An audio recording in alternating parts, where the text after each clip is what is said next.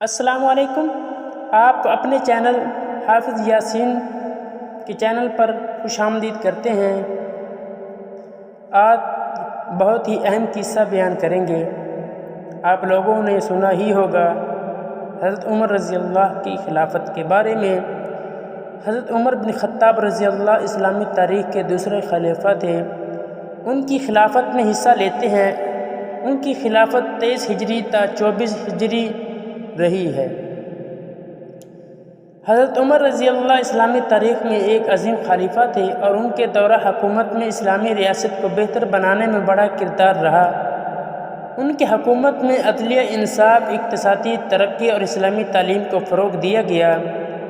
حضرت عمر رضی اللہ کے دورہ حکومت میں وہ بہت سارے اصلاحات کیے گئے جن سے انصاف کا نظام مضبوط ہوا اور رعایا کی معیشت میں بہتری آئی۔ انہوں نے اقتصادی ترقی کو بھی فروغ دیا اور دولت مند اور غریب دونوں طبقات کے لوگوں کے لیے انصاف کے دستور عمل قائم کیے۔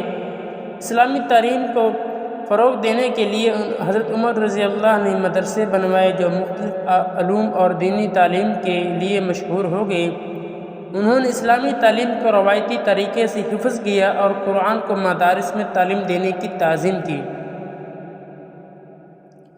حضرت عمر رضی اللہ عنہم اجمعین کی خلافت میں انہوں نے اسلامی ریاست کو قوی اور مستحکم بنایا اور خلافت کے دوران انہوں نے انصاف اور انسانی حقوق کو پہچاننے کے لیے بڑے اقدامات اٹھائے۔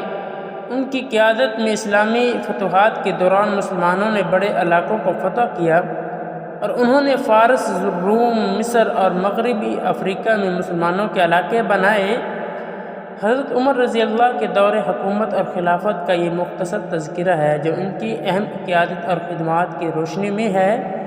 ان کی حکومت اسلامی تاریخ میں ایک اہم اور سرخرو موقع تھی جس نے اسلامی تاریخ کو بہتر بنایا اور مسلمانوں کو ایک متحد اور مستقبل کے لیے تیار کیا۔ اگر آپ کو یہ ویڈیو اچھی لگی تو اس کو لائک کریں، سبسکرائب کریں تاکہ آنے والی ویڈیو کا نوٹیفیکیشن آپ تک بر وقت پہنچ جائے۔